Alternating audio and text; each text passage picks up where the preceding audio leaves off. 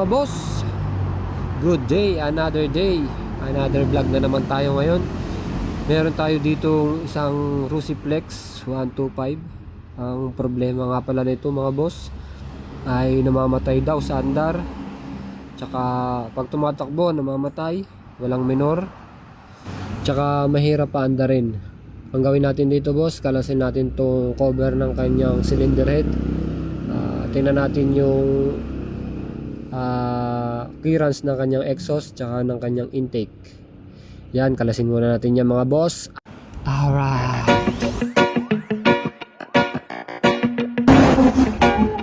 Hello mga boss, update tayo dito sa Rusiflex 125. Ito yung namamatay sa andar. Tapos pag nanakbo namamatay din, mahirap pa andarin. Anong problema nga pala ito mga boss?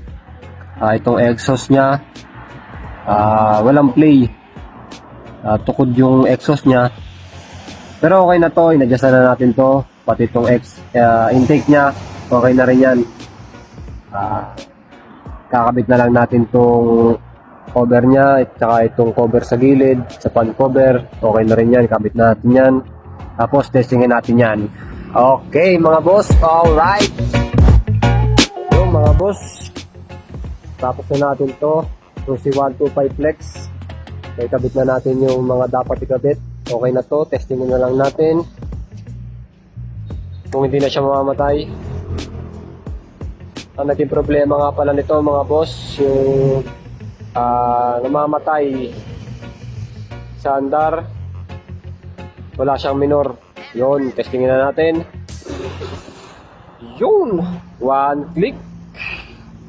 Isa pa.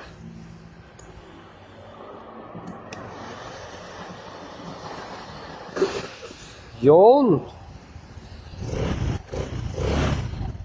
Alright, all goods na naman mga boss. Maraming salamat nga pala sa ating mga customer. Yan, alright. All goods. Alright, Rusiflex 125. Alright.